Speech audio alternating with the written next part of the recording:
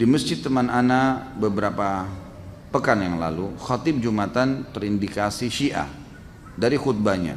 Apa sebaiknya yang dilakukan?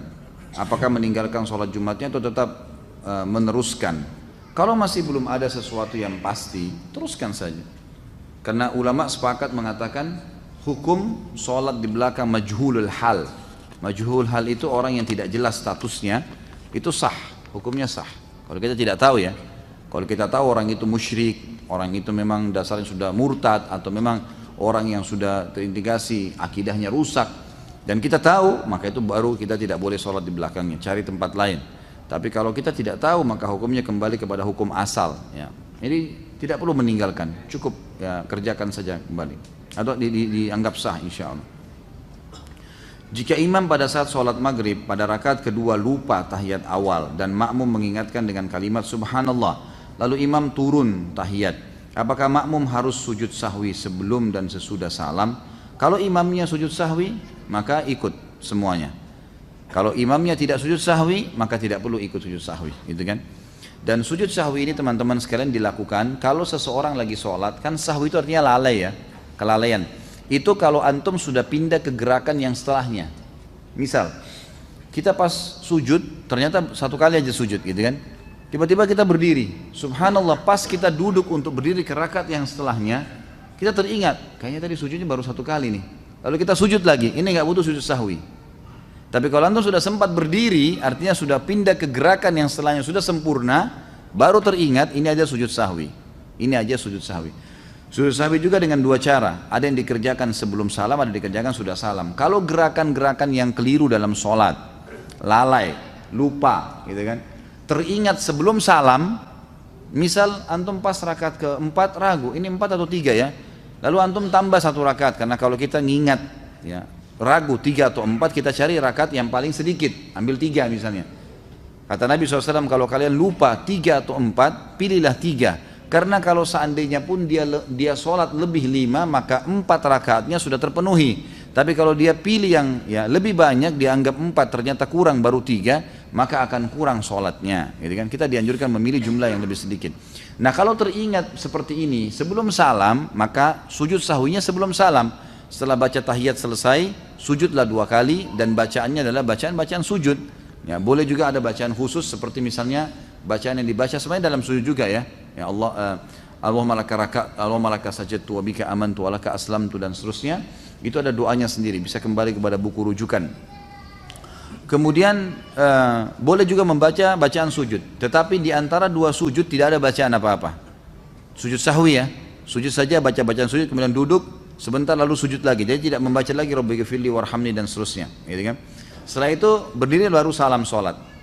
Imam lakukan ini, Anda juga harus lakukan, walaupun imamnya yang lupa tadi, gitu kan? Karena kita kalau sholat berjamaah berbeda. Innama ju'ilal imam liyutamma bihis sholah, kata Nabi SAW. Imam dijadikan untuk menyempurnakan sholat seseorang atau pengikutnya. Kalau seandainya antum sudah bubar sholat, ini sudah selesai sholat, salam, begitu kita lagi zikir, ada di belakang kita tepuk, akhi, ukhti, kayaknya tadi rakaat Anda ini kurang 1. Tadi kayaknya ikut sama saya ini, sama-sama. Saya masbuk 2 rakaat, Anda juga tadi 2 rakaat, tapi kenapa Anda cuma tambah 1 rakaat? Kita diingatkan, lalu kita ingat, oh begitu ya, baik. Langsung berdiri pada saat itu. Berdiri tambah 1 rakaat. Lalu sampai salam, selesai salam baru sujud sahwi. Sujud sahwinya setelah salam, karena ingatnya juga setelah salam. Dan ini beranjak daripada hadis Bukhari. Nabi SAW pernah sholat asar 2 rakaat salam. Maka para sahabat diam semua, nggak ada yang nyaut. Tapi mereka bimbang, kok jadi 2 rakaat asar nih, gitu kan? Sampai Nabi SAW berzikir, Nabi SAW tidak ingat rupanya. Sampai berzikir, habis selesai zikir, tradisi Nabi SAW habis zikir, langsung berdiri pergi ke pintu masjid, lalu menunggu sahabat-sahabat yang mengeluh. Atau yang menyampaikan apa sesuatu permintaan dan seterusnya. Ada satu sahabat mendekati mengatakan, ya Rasulullah, apakah turun wahyu? Ada wahyu baru turun, mengubah asar jadi 4 menjadi 2, gitu kan?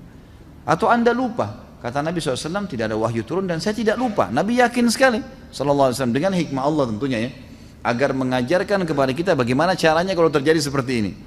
Maka Nabi SAW memegang tangan sahabat tersebut, mengajaknya masuk ke dalam masjid. Kebetulan sahabat-sahabat yang lain belum bubar. Maka kata Nabi SAW, benarkah yang orang ini katakan, Kalau saya tadi cuma sholat 2 rakaat, serentak mengatakan benar ya Rasulullah. Maka beliau langsung menghadap kiblat, lalu beliau mengerjakan 2 rakaat sampai salam. Setelah salam baru beliau sujud sahwi, karena mengingatnya setelah salam. Pendapat yang paling kuat pada makmum membaca Al-Fatihah atau tidak di belakang imam, yang disepakati oleh para ulama, yang saya sebutkan dulu yang disepakati ya. Yang disepakati adalah kalau sholatnya sir, tidak ngerasin suara, seperti misalnya duhur, asar, kemudian rakaat ketiga maghrib dan 2 rakaat terakhir isya, gitu kan? Ini namanya sholat sir, kecilin suara. Maka wajib makmum membaca Al-Fatihah. Wajib makmum membaca Al-Fatihah, gitu kan? Kecuali dalam keadaan ini khilaf ulama, bagaimana kalau dia baru membaca Ar-Rahmanir Rahim, Maliki Yaumiddin, imamnya Allahu Akbar ruku. Apa yang dia harus lakukan? Jumhur ulama mengatakan ikuti imam. Karena dia sudah berijtihad, dia sudah baca, gitu kan? Tapi tidak selesai, sama dengan orang masbuk, baru Allahu Akbar, imamnya kita baru baca 2 Al-Fatihah sudah ruku. Apa yang harus kita lakukan? Jumhur mengatakan ruku saja. Imam Syafi'i mengatakan tidak, harus dia baca, nggak bisa. Dan dia boleh ketinggalan untuk mengejar Al-Fatihah sampai 3 gerakan. Kalau dalam mazhab Syafi'iyah, gitu kan? 3 gerakan artinya ruku, sami Allahu hamidah, sampai sujud pertama. Nah itu dia boleh tetap menyelesaikan Al-Fatihahnya lalu dia mengejar imam. Karena pentingnya masalah Al-Fatihah ini. Tapi kalau sholatnya jahar, ngerasin suara, subuh, 2 rakaat pertama maghrib, gitu kan? 2 rakaat pertama isya, maka ini hukumnya jumhur mengatakan tidak ada bacaan bagi makmum, kecuali imam memberikan jeda waktu. Beranjak daripada hadis yang sahih, bahwasanya Nabi SAW pernah mengatakan waladdallin, amin. Lalu tiba-tiba sahabat di belakang berlumba-lumba baca Al-Fatihah. Jadi ada suara bergemuruh gitu. Sehingga bacaan Nabi SAW, Nabi sendiri terganggu SAW, dan makmum juga tidak konsentrasi dengar bacaan ayatnya beliau. Beliau begitu salam lalu beliau mengatakan, mali unazi', kenapa tadi saya diganggu dengan bacaan kalian? Kata perawi hadisnya, kalau saya tidak salah Abdullah bin Umar radhiyallahu anhu berkata, mulai semenjak itu saya tidak pernah lagi membaca Al-Fatihah di belakang Nabi SAW kalau sholatnya jahar, kalau sholatnya ngerasin suara gitu. Ulama-ulama seperti Imam Syafi'i rahimahullah melihat bahwasanya orang yang membaca Al-Fatihah baik sholatnya jahar, kerasin suara atau sir, itu wajib. Beranjak daripada hadis Nabi SAW yang berbunyi, tidak ada sholat bagi orang yang tidak membaca Al-Fatihah. Maka beliau tidak membedakan antara sholat berjamaah atau sholat sendiri. Ya, kalau sholat sendiri mutlak harus baca ya, tidak boleh sama sekali tinggalkan Al-Fatihah, batal sholatnya kalau tinggalkan Al-Fatihah. Kalau sholat berjamaah sebagaimana saya sebutkan tadi, khilaf diantara ulama itu. Imam Syafi'i semuanya, mau sholatnya jahar atau sir, semuanya harus membaca Al-Fatihah. Allahu alam, kalau kita simpulkan, kalau saya simpulkan dari pendapat-pendapat ulama ini, saya melihat kalau seandainya imamnya membaca Al-Fatihah dengan suara keras, jelas, ya, kita dengar ya, kita dengar. Seperti sekarang ada mic. Lain kalau mati lampu gelap, tidak kedengaran suara atau kita terlalu jauh dari imam, itu lain. Walaupun sholat jahar tetap wajib baca Al-Fatihah tuh, karena kita tidak dengar. Karena memang Allah berfirman, umumnya ulama berpegang pada ayat ini, a'udzubillahi minasyaitonirrajim, fa idza quri'al qur'anu fastami'u lahu wa ansitu. Kalau Al-Quran dibacakan, dengarkan baik-baik dan ya telitilah, jelihlah. Berarti kasusnya adalah kalau dengar. Kalau dengar kita nggak boleh berkata yang lain, gitu kan? Nah kalau imam sholat jahar, maghrib misalnya, tapi mati lampu, kita di saf ke-5 atau ke-6, ke-7 ke belakang, nggak dengar. Atau sholat di belakang, perempuan nggak dengar sama sekali. Mereka tetap baca Al-Fatihah, selama tidak dengar. Tapi kalau mereka dengar Al-Fatihah itu, seperti tadi imam kita Masya Allah membaca misalnya, kita dengar. Dan pada saat mengatakan waladdallin, kemudian semua mengatakan amin. Begitu selesai amin, imamnya baca langsung surah. Nah ini Allahu alam, yang lebih dekat pendapat ulama mengatakan tidak lagi baca Al-Fatihah. Kembali kepada hadis, ya, bacaan imam adalah bacaan makmum. Itu sudah ada hadis yang menjelaskan masalah itu. Tapi kalau imamnya jeli dan dia lebih faham masalah fikih menjadi imam, adalah setelah waladdallin amin, imamnya diam jeda 7 ayat Al-Fatihah. Maka pada saat itu makmum silakan baca, gitu kan? Dia membacanya. Jadi ini tinggal tergantung bagaimana kondisi imam memberikan dia kesempatan. Allahu a'lam. Ustaz, apakah boleh saf sholat diisi oleh, mohon maaf, orang yang terkena Down syndrome secara fisik dia sudah balik, tetapi ketika sholat orang tersebut sering mendahului imam dan gerakan sholatnya tidak berurutan.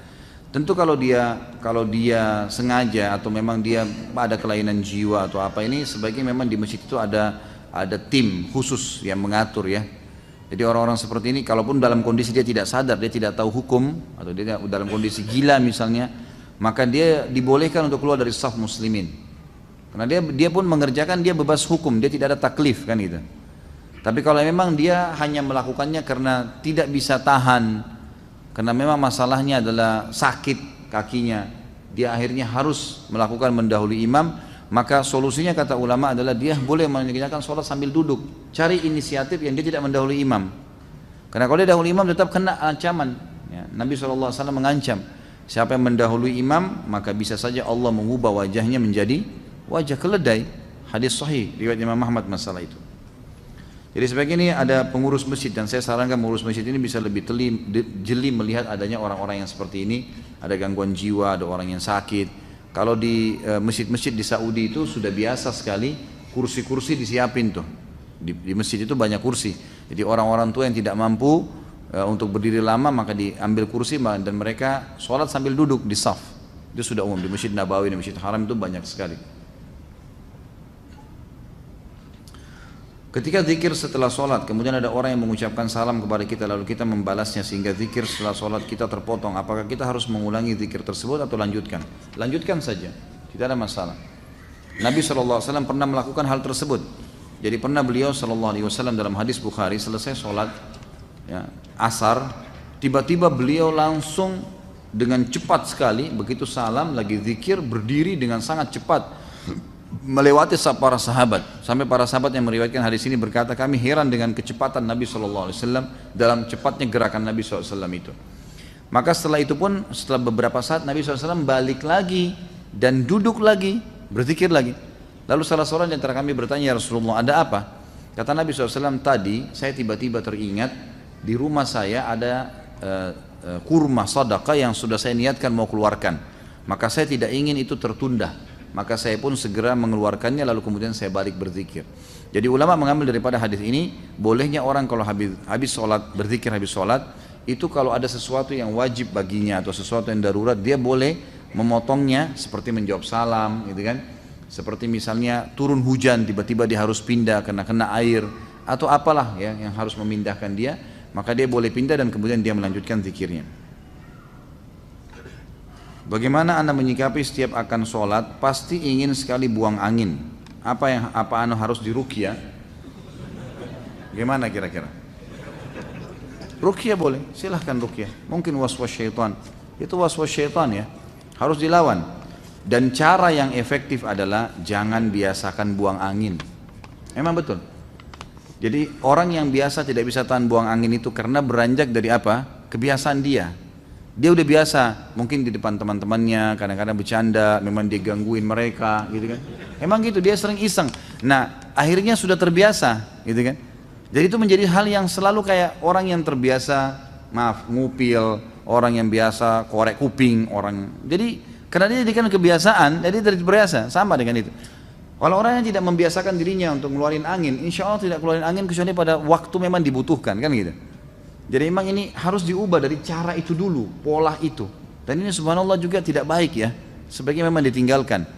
Jadi ini insya Allah dengan cara antum terapi diri supaya jangan sampai sering mengeluarkan angin, terutama dengan mengolok-olok gitu kan, ada bercanda, termasuk juga di depan pasangan misalnya. Lebih baik kita menjaga itulah, kecuali darurat sekali ya, kecuali darurat.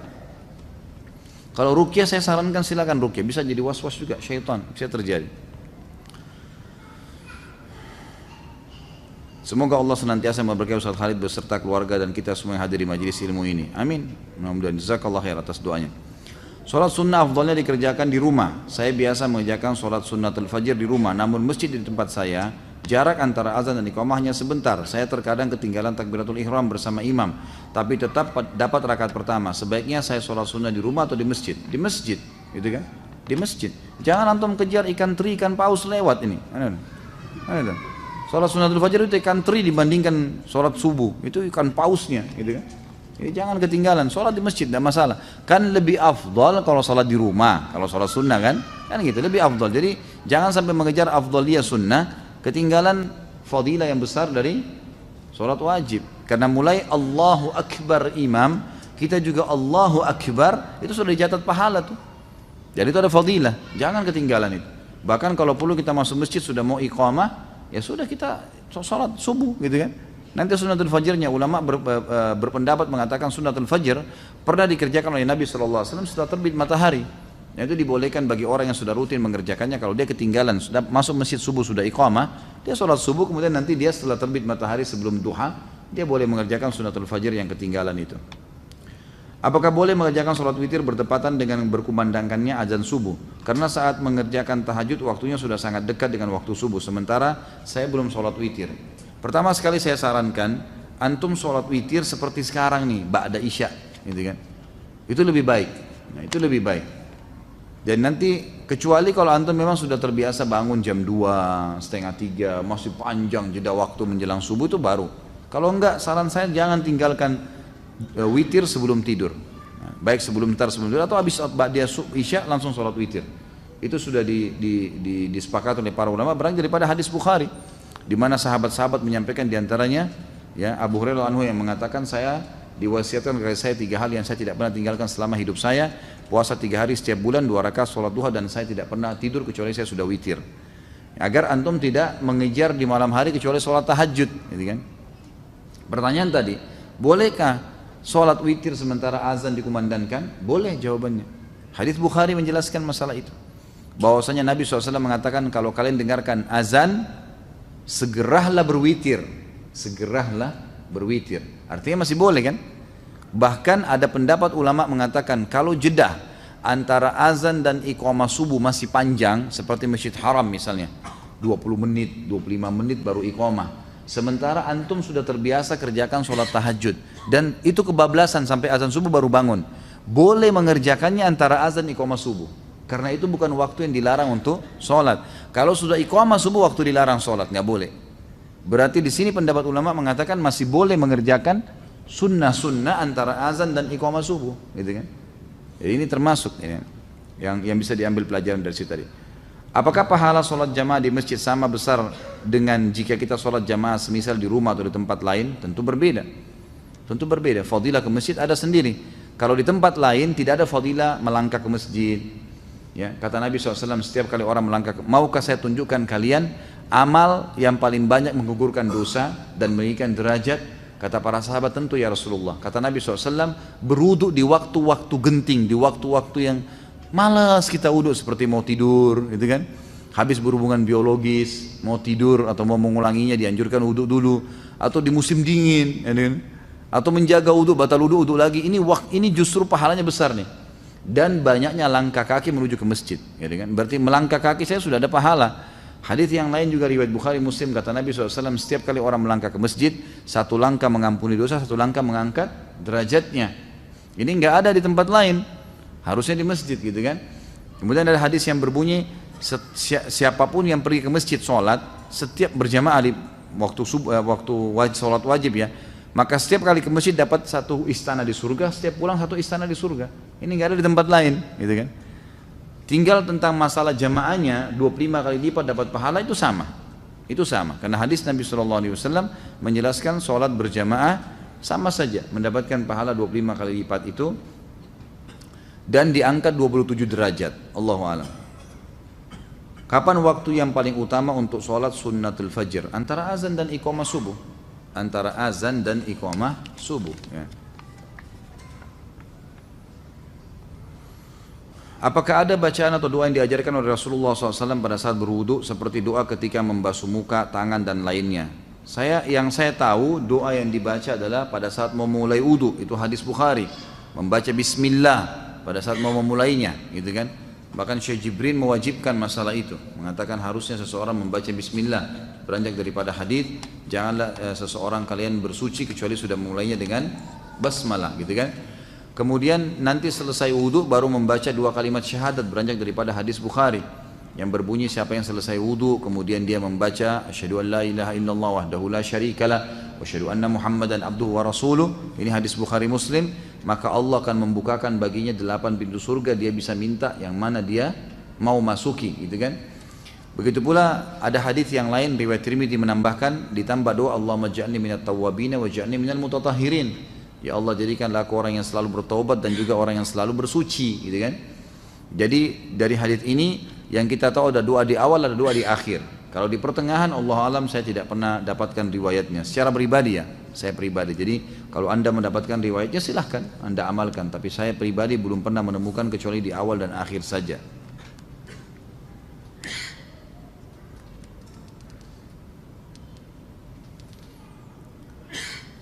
Bagaimana hukumnya bersedekap melipat tangan kembali sesudah bangun dari ruku? Tadi kan sudah saya jelaskan ya, boleh saja gitu kan? Bersedekap pada saat bangun dari ruku, sami Allah liman hamidah, saya sudah sebutkan tadi kan, khilaf diantara ulamanya. Jadi boleh kembali ke dada, boleh kembali ke sebelah paha kita.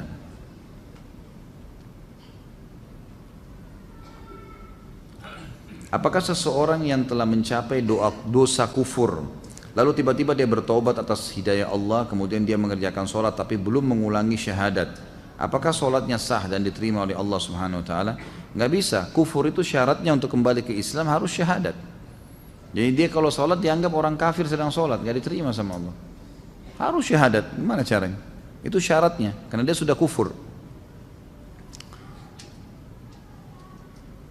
Saya pernah mendengar jamak apa ini? Suri.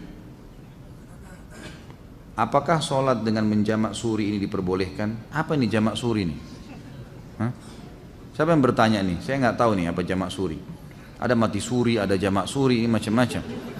Nanti ada nikah suri juga. Wah, begitu nikah semangat ya. Saya nggak tahu, maaf. Ya, saya minta maaf, saya nggak tahu nih maksud jamak suri itu apa. Apakah ada hukum had untuk orang yang meninggalkan sholat? Ada, jelas. Kalau dia meninggalkan secara malas, hukumnya had, dihukum. Dan Imam Syafi'i mengatakan tergantung pemerintahnya setempat, boleh memenjarahnya, boleh mencambuknya, gitu kan. Tapi yang jelas harus ditakzir. Takzir itu dihukum dengan berat dan tidak boleh dibiarkan ada di lingkungan kaum muslimin orang yang tidak sholat, wajib terutama ya. Jadi tidak boleh sama sekali.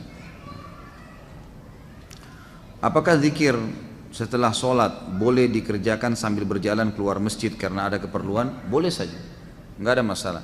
Tapi antum kehilangan ya, doa malaikat, karena hadis Nabi SAW, siapa yang habis selesai sholat tidak berdiri dari musallahnya, tidak berbicara dengan orang di sebelahnya, tidak membatalkan wudunya, sambil berzikir dia lagi duduk di situ, gitu kan? Dan ini saya sering sarankan para ikhwah yang hadir di pengajian saya, agar jangan pindah tempat pun, mundur ke belakang pun jangan, biarin di tempat situ saja, zikir dulu. Karena pekah sekali hadis ini ya. Siapa yang tidak pindah dari musallahnya, ya, tidak berdiri dari musallahnya, siapa yang tidak membatalkan wudu dan tidak berbicara dengan orang di sebelahnya, maka malaikat di atas kepalanya mendoakan, ya Allah ampuni dia, ya Allah rahmati dia, sampai dia melanggar 3 hal tadi. Ini kehilangan. Makanya para ulama mengatakan biasanya syaitan menghiasi ya, atau mengingatkan macam-macam pekerjaan kita sehingga kita terlewatkan dari doa malaikat ini. Maka jangan disia-siakan. Saya pernah zikir ikhwan dan akhwat sekalian, pelan-pelan sekali zikir habis sholat itu 7 menit maksimal, 7 menit, 8 menit itu sudah selesai. Jadi cuma syaitan yang membebankan kita itu. Bagaimana hukumnya sholat orang isbal? Apakah sah? Khilaf di antara ulama tentang sah atau tidaknya, gitu kan? Tapi yang jelas sudah pernah kita jelaskan di dalam dosa-dosa besar kita yang lalu ya, pernah ada penjelasan kalau ada hadis yang menjelaskan tidak sahnya atau disuruhnya mengulangi sholat orang yang tertutup mata kakinya oleh Nabi SAW, seseorang yang sedang datang. Bahkan Nabi SAW menyuruh mengulangi sama uduk-uduknya, uduk dan sholatnya. Waktu ditanya oleh para sahabat, kenapa ya Rasulullah? Kata Nabi SAW, karena mata kakinya tertutup. Ada yang melemahkan hadis ini, ada yang menghasankannya, gitu kan? Khilaf di antara ulama. Tapi kalau saya pribadi, saya berpegang pada pendapat yang mengatakan memang batal sholatnya ya. Apakah seorang laki-laki yang tidak sholat berjamaah di masjid berdosa? Kalau Imam Syafi'i mengatakan sholat berjamaah di masjid sunnah muakkadah, sangat ditekankan. Jadi kita tidak boleh menyalahkan juga orang-orang yang tidak ke masjid sholat. Misalnya umumnya di Indonesia ini banyak orang yang berpegang pada Syafi'iyah gitu kan. Tapi kalau jumhur ulama mengatakan tidak. Di antaranya Imam Ahmad sangat menekankan beranjak daripada hadis-hadis yang sahih, seperti misalnya hadis yang sahih kata Nabi SAW, saya ingin sekali ada orang yang mengikomahkan sholat, lalu kemudian menggantikan saya jadi imam, lalu kemudian saya membawa obor dan saya membakar rumah orang-orang yang tidak pergi sholat berjamaah. Kemudian hadis sahih juga di mana Ibnu Ummul Maktum, muadzin Nabi SAW, matanya buta, dan beliau berkata, ya Rasulullah, rumah saya jauh dari masjid Anda, tidak ada yang memandu saya, buta, nggak ada yang pandu saya jalan, gelap, gitu kan. Dan di antara rumah saya dengan masjid banyak binatang buas bisa menerkam saya, padang pasir jauh. Apakah boleh saya sholat di rumah? Awalnya Nabi SAW mengatakan silakan sholat di rumah. Setelah itu subhanallah turun wahyu menyampaikan, Ibnu Ummul Maktum sudah mau keluar, Nabi SAW mengatakan panggil orang itu, dipanggil kembali. Kata Nabi, apa kau dengar dengan telingamu azan atas ma'un nida? Dia mengatakan iya ya Rasulullah. Kata Nabi, idzan ajib, kalau begitu jawab azan itu. Orang buta, nggak ada yang pandu, itu kan malah ditekankan. Jadi semestinya memang harusnya dijaga. Ya, dari pendapat ini, ya, jumhur ulama diantara Imam Ahmad yang sangat menekankan berdosa kalau laki-laki tidak ada udzur nggak sholat di masjid. Gitu kan. Ya kalaupun kita berpegang pada mazhab Syafi'iyah, kita mengatakan sunnah muakkadah, maka minimal antum kehilangan banyak sekali fadilah, pengangkatan derajat, pengampunan dosa, dapat istana di surga. Itu luar biasa, setiap pergi loh dapat satu istana, setiap pulang dapat istana. Ini bukan istana di Menteng atau di mana-mana, ini di surga gitu kan. Hanya dengan ke masjid sholat, itu apa susahnya? Lawan tuh syaitan, jangan lemah terus. Manakah yang lebih utama bagi seorang perempuan, sholat di musola kantor atau pergi ke masjid? Musola boleh. Ya, kalau perempuan tidak ada masalah, di sebelah meja kerjanya boleh. Nggak ada sesuatu penekanan. Kalau laki-laki yang dianjurkan ke masjid. Terkait dengan 10 Muharram, apa benar 10 Muharram itu lebarannya anak yatim? Apakah boleh mengkhususkan 10 Muharram untuk menggalang dana untuk anak yatim? Enggak pernah ada sunnahnya Nabi ini. Ini dikarang-karang saja ini, tidak ada sama sekali. Anak yatim itu kita dianjurkan untuk menyantuni sepanjang tahun, bukan 10 Muharram. Enggak ada dalil berhubungan dengan masalah itu. Waduh, ini tulisan indah, jadi saya tidak bisa baca. Dulu di Makassar kami waktu masih kecil, kalau tulisan yang begini kita bilang tulisan indah, gitu kan. Saya nggak ngerti di Jakarta atau di daerah lain, Allahu a'lam. Apa faedah bagi orang yang mengerjakan sholat gerhana dan sholat syuruk?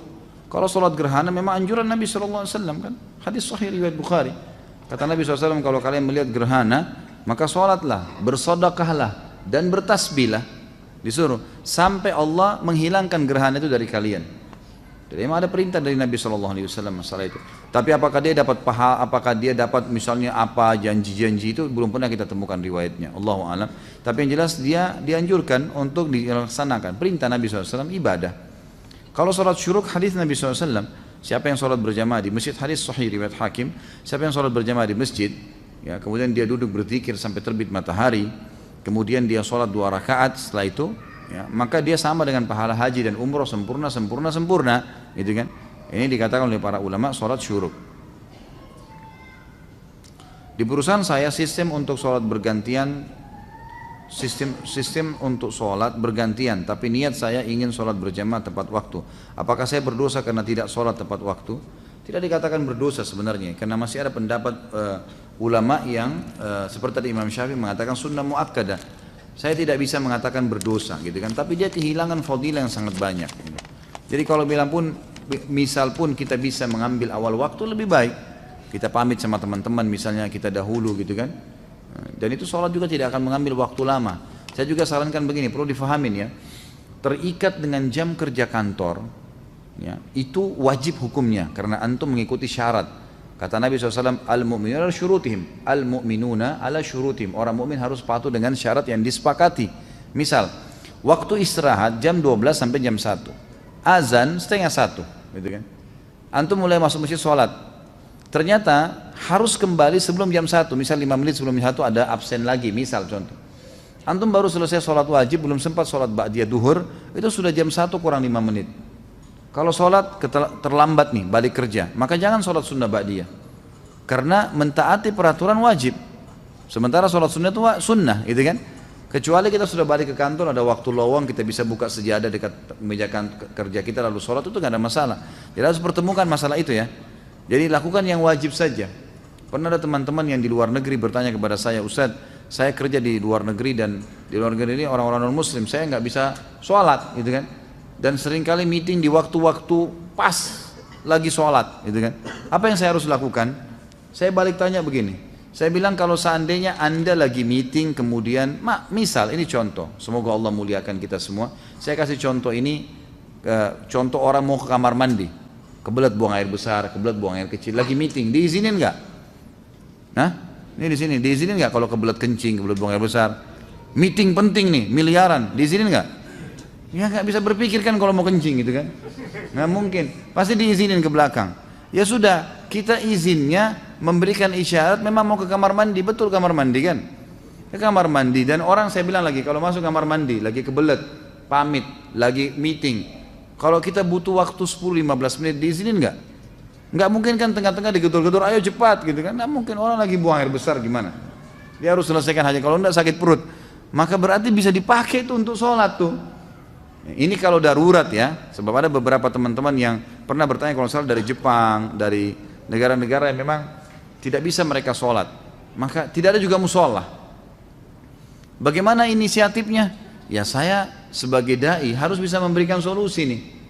Kalau dia mau disuruh pulang, dia sudah terikat akad kerja di sana, maka caranya adalah kayak tadi, pamit ke kamar mandi, memang mau kamar mandi, uduk di sana. Kemudian sholat, cari tempat yang bisa sholat di situ. Mungkin di gang, mungkin di mana, ya apa boleh buat, harus sholat.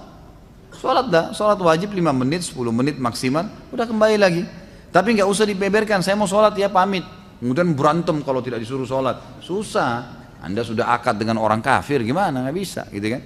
Jadi ini namanya hiyal syari'iyah. Harus kita mencari solusi secara syar'i yang memang kita tidak kehilangan pekerjaan dan juga tidak kehilangan ibadah itu. Apakah seorang muslim yang sebelumnya tidak rajin sholat bolong-bolong termasuk kafir? Apakah ia harus syahadat ulang dilihat dan dilihat oleh saksi maksudnya? Enggak tentu. Kalau dia jahdan ya, kalau dia bangkang, enggak ada sholat, enggak ada hukum sholat itu. Saya enggak mau yakin. Maka itu baru kufur, dia syahadat. Tapi kalau dia cuma malas-malas, enggak perlu. Taubat kepada Allah sudah. Sekarang tinggal sholat. Mana yang lebih baik apabila ada udzur berjamaah tapi menunda sholat atau akhir waktu, sendiri tapi di awal waktu? Tentu saja di awal waktu, walaupun sendiri. Tentu saja di awal waktu. Masya Allah, ini belum saya baca ini. Jam berapa kita mau selesai? Masya Allah. Ini selama 2 tahun, 1 tahun ini nggak selesai pertanyaannya. Kok kayak balas dendam kalau ketemu saya nih?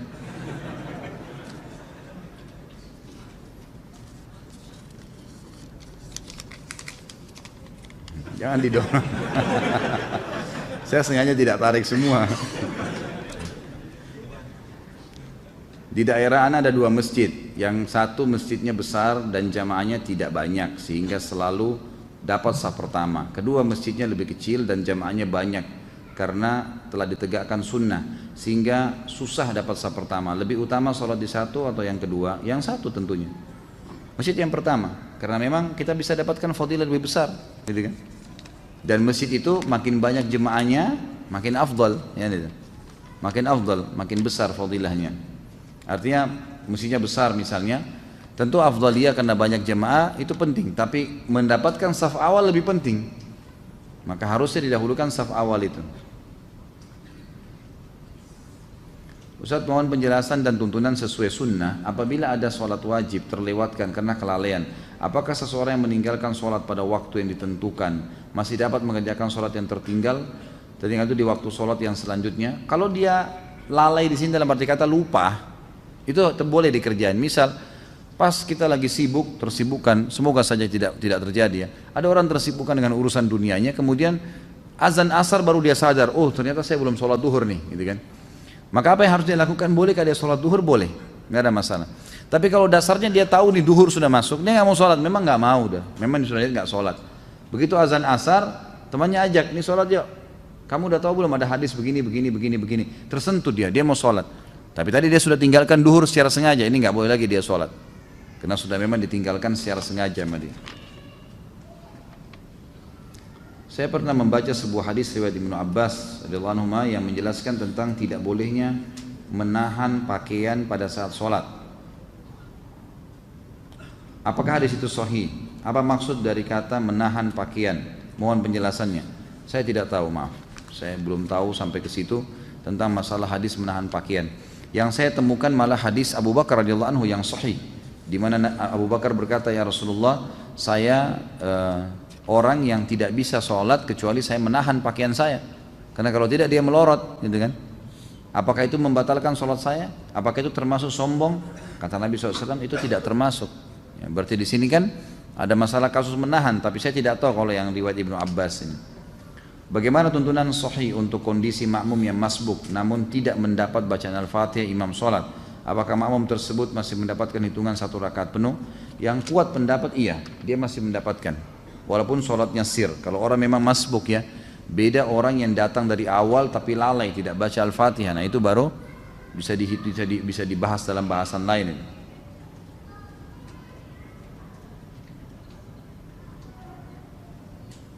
Setelah berhubungan suami istri, apakah boleh sholat wajib hanya dengan wudhu tanpa junub, tanpa mandi?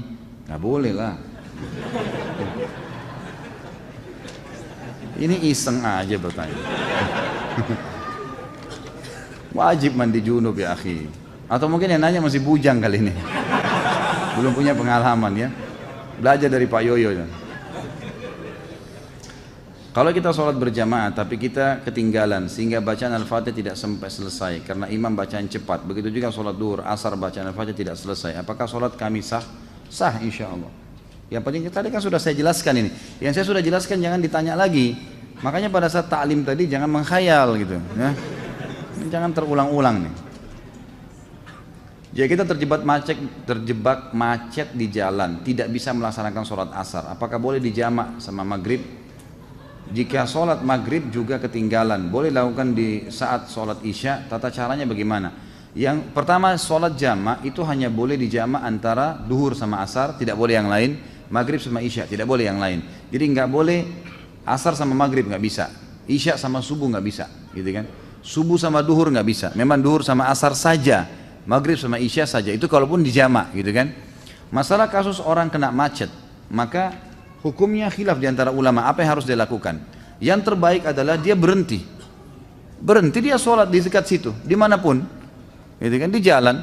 Kayak kalau di jalan tol ada jalan alternatif di samping, dia bisa mampir di situ, dia sholat. Atau saya pernah mampir sholat di tempatnya teman-teman yang terima bayaran tol itu, gitu kan. Saya tanya dia, ternyata mereka sholatnya itu ada ruangan di situ. Kadang-kadang malah ada tangga ke bawah, gitu kan, ada musola di bawah itu. Maka bisa kita mampir sholat. Jadi kita bisa mampirkan mobil lalu sholat di situ. Itu yang paling baik. Atau bawa sejadah di mobil disiapin, gitu kan. Itu boleh. Ada sebagian ulama yang menarik bolehnya sholat di mobil kalau dalam keadaan darurat sekali. Sama hukumnya dengan orang sholat di pesawat, di kereta api.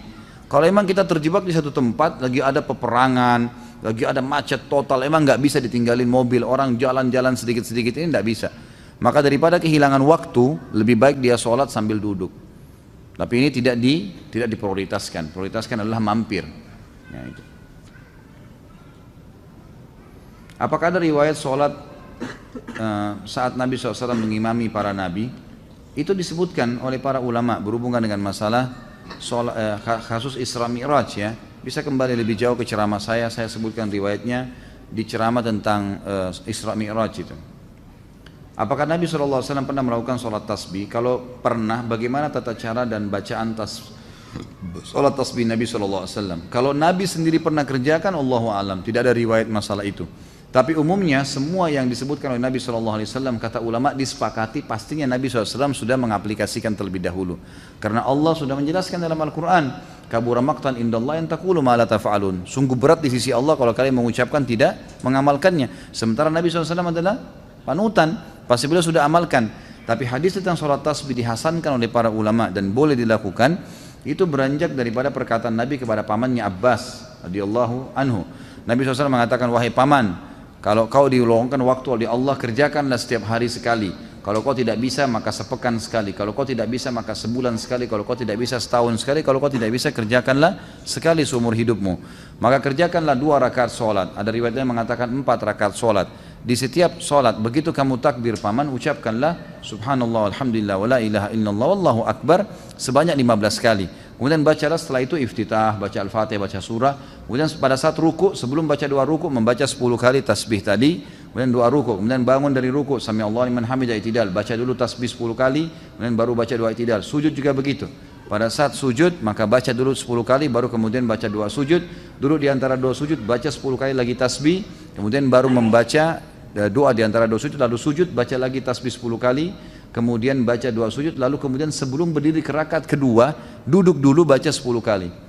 Jadi kurang lebih ada 75 kali bacaan dalam satu kali atau satu rakaat. Selebihnya seperti sholat biasa. Saat kita masuk sholat id satu rakaat, saat menyempurnakan rakaat berikutnya, berapa kali takbir yang harus kita lakukan? Ikuti rakaat yang sedang Anda ada. Jadi misal kita masbuk nih sholat id, dia sudah rakaat kedua imamnya, kita ikut. Tadinya dia takbir imamnya 5 kali, gitu kan? Karena dia rakaat kedua, kita kan ikut imam juga takbir 5 kali. Kita nggak mungkin takbir 7 kali. Rakaat kedua kita juga takbir 5 kali, sama. Sama saja, karena kita mengikuti imam di rakaat pertama tadi, dia sudah ke rakaat kedua. Seperti kita kalau lagi sholat, umumnya sholat lain, kita ikut imam sudah rakaat ketiga misalnya, di sholat maghrib. Imam kan tahiyat pertama, tahiyat terakhir kan? Kita juga harus tahiyat kan gitu. Di rakaat kedua setelah imam salam, kita rakaat kedua harus tahiyat juga kan gitu. Seperti itu caranya. Jadi tetap mengikuti kondisi imam. Bolehkah bermakmum dengan imam yang isbal? Sudah tadi ya. Apa hukumnya jika sudah terlanjur sholat? Dan apa saran Ustadz ketika, oh ini sudah masalah isbal tadi ya. Baik.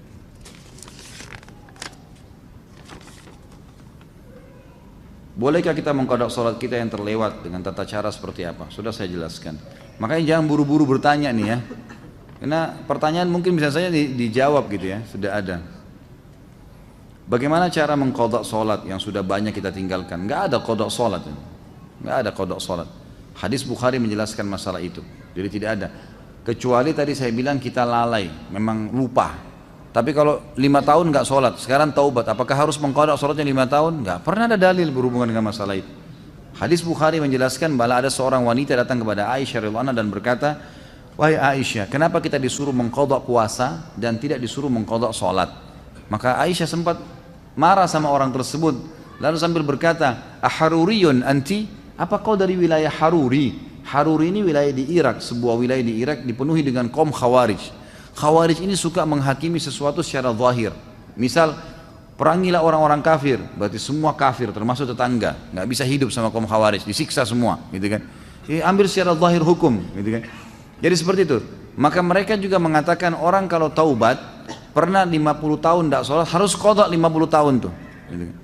Maka kata perempuan tersebut, saya bukan dari Hawari, tapi saya mau tanya. Kata Aisyah radhiyallahu anha, begitulah Nabi SAW memerintahkan kami disuruh mengqadha puasa dan tidak mengqadha sholat. Artinya tidak ada qadha sholat memang bagi orang yang memang lalai sebelumnya. Bolehkah menggabungkan dua niat sholat sunnah ibadah sunnah lain dengan cukup melakukan satu kali saja? Contoh sholat sunnah di masjid digabung dengan sholat qobliyah. Saya pernah tanya ini kepada Syekh Abu Bakar Jazair rahimahullah di Masjid Nabawi, dan saya pernah tanyakan juga kepada beberapa ulama yang lain. Maka jawabannya dibolehkan kalau sunnah sama sunnah. Kalau wajib sama sunnah nggak boleh, gitu kan? Artinya orang masuk dalam masjid, dia sholat tahiyat masjid, dan juga dia bisa niatkan untuk qobliyahnya, sama dengan orang sholat, sama dengan orang puasa Syawal 6 hari dengan puasa Senin Kamis yang bertepatan dengan Senin Kamisnya. Maka selama sunnah sama sunnah dibolehkan, tapi tidak boleh sunnah sama wajib. Nggak boleh misalnya bayar utang Ramadan digabung dengan puasa Senin, gitu kan? Maka itu tidak dilakukan, itu tidak boleh digabung. Sebagaimana tidak boleh gabung antara qobliyah duhur dengan duhurnya. Saya sering melihat orang bergeser dari tempat awal melaksanakan sholat fardu pada saat akan melakukan sholat sunnah ba'diyah. Apakah ini merupakan adab sholat sunnah ba'diyah? Bukan, tetapi ada hadis yang berbunyi semua tempat yang dipakai sholat akan menjadi saksi pada hari kiamat. Maka dianjurkan seseorang untuk pindah tempat. Di kantor Anas selesai sholat duhur ada ustadz yang tidak zikir tapi langsung berdiri kultum, isinya mengajak jamaah zikir-zikir bid'ah. Apa ini? Dikit-dikit bid'ah, jangan dengerin. Jalanin saja selama ini menurut anda baik. Memangnya yang menentukan amalan diterima itu kalian. Kalau dikit-dikit bid'ah kita beribadah semakin terkekang. Bagaimana menyikapi ustadz yang seperti ini? Sementara saya mau tegur cuma ilmu saya masih dangkal dan malas berdebat. Bagaimana membedakan ustadz yang syar'i? Ya tentu saja, ini tidak ada istilah ustadz syar'i ya. Ini istilah baru ini. Baik, kalau anda tidak punya ilmu jangan didebatin, tetap aja berzikir, gitu kan. Tetap berzikir, tetap anda jalankan sunnah Nabi SAW sudah cukup insya Allah. Kalau tadi ditanya bagaimana membedakan ustadz, sebenarnya ustadz-ustadz itu kalau yang ustadz mengikuti sunnah Nabi tentu selalu punya dalil ya. Ini perkataan ini firman Allah dalam surah ini kata Nabi SAW. Jadi tidak pernah dari dia, tidak ada pendapat pribadi. Umumnya maaf, saya bukan mengatakan pengajian kita ini secara khusus, tapi di sini juga tadi anda dengar setiap kali sampaikan sesuatu bisa kita sampaikan ada dalilnya. Ini loh hadisnya, ini loh ayatnya, gitu kan? Jadi punya panduan, jadi bukan karangan-karangan dari kita sendiri. Bagaimana posisi tahiyat akhir untuk sholat 2 rakaat? Ini sudah kita jelaskan tadi.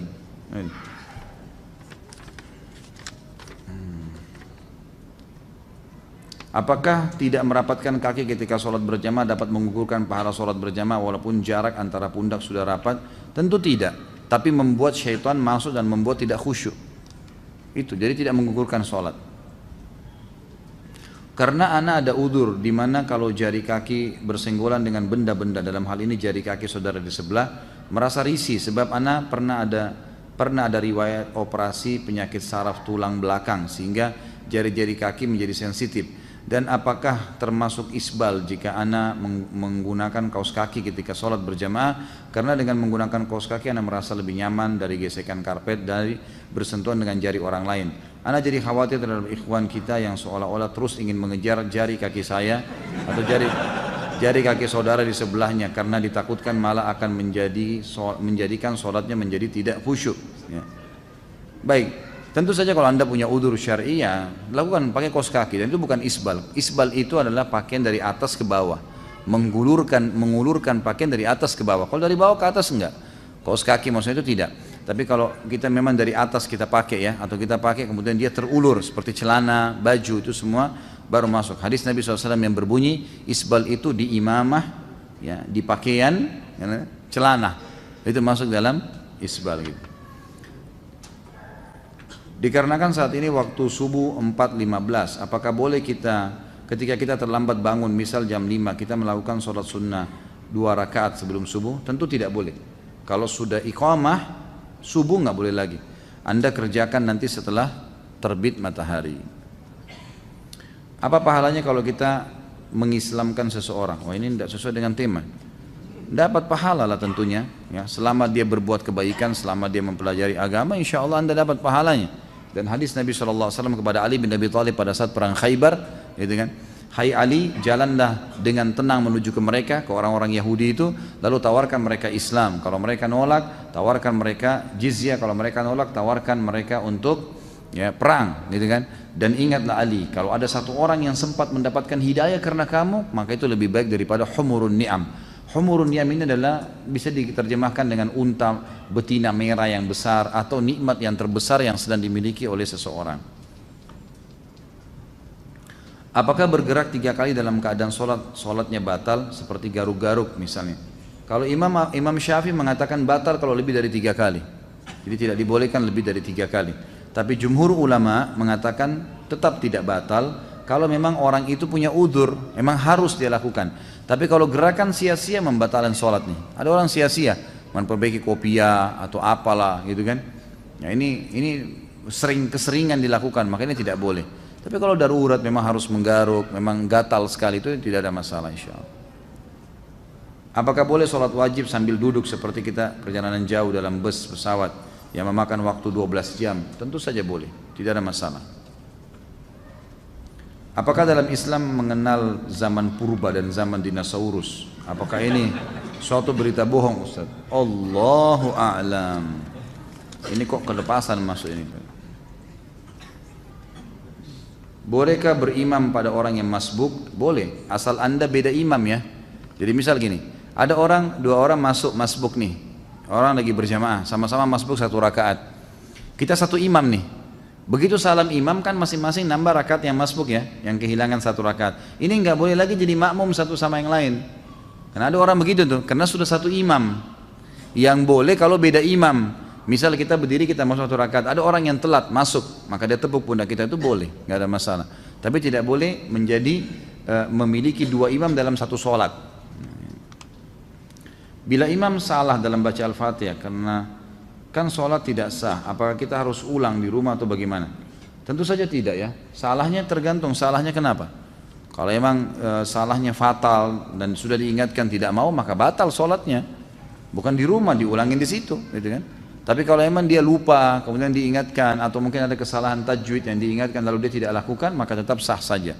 Beranjak daripada hadis Nabi SAW yang sahih yang berbunyi, kalau kalian sholat dengan imam, kalau imam benar dia akan panen pahala kalian dan kalian akan dapat pahala kalian masing-masing, dan kalau dia salah dia akan berdosa dihukum sama Allah dan sholat kalian benar. Sholat kalian benar. Apakah boleh sholat Jumat di dalam kereta api? Soalnya saya pernah melihatnya ketika saya dalam perjalanan menuju kampung halaman. Musafir nggak ada Jumat baginya, nggak usah sholat Jumat gitu kan. Kalau musafir nggak usah sholat duhur asar, dijamak saja. Setelah sholat hajat, petunjuk dari Allah itu berupa apa? Nggak ada sholat hajat ini. Yang ada sholat istikharah. Sholat hajat setahu saya tidak ada hadisnya, lemah sekali, bahkan ada hadis yang palsu gitu kan. Jadi yang ada adalah sholat istikharah. Istikharah sama sebenarnya ya. Kita meminta petunjuk dari Allah SWT. Itu ada hadis sahihnya. Tentang tawakal, pertanyaan Ibnu Rajab rahimahullah bahwa tidak ada yang memberi, menghalangi, mendatangkan bahaya dan mendatangkan manfaat kecuali Allah semata. Hadis di atas sahihkah? Saya tidak tahu ya. Baik, 2 pertanyaan lagi ya. Sabar yang sudah lipat-lipat tasnya. Apakah seorang muslim meninggalkan sholat termasuk golongan orang munafik? Tidak bisa kita katakan munafik, tapi ada ciri kemunafikan padanya. Karena orang munafik meninggalkan sholat atau berdiri sholat dengan malas. Di mana batasan seorang muslim dikatakan kafir? Apabila dilihat dari hadis riwayat Tirmidzi, An-Nasai dan Ibnu Majah yang menyebutkan sabda Nabi SAW, perjanjian antara kami dan mereka orang kafir adalah sholat. Karena barang siapa yang meninggalkannya maka sungguh dia telah kafir. Yang dimaksud di sini adalah perilakunya perilaku kafir, meninggalkan sholat. Makanya ulama masih rincikan, meninggalkan sholat secara jahdan tadi, membangkang baru kufur, gitu kan? Harus syahadat. Tapi kalau dia cuma malas-malas tidak masuk. Ibnu Umar menjelaskan makna daripada hadis ini adalah kalau dia cuma malas-malasan, dia mendapatkan dosa kufur tapi tidak sampai pada kufur. Kufrun duna kufrin istilahnya, gitu kan?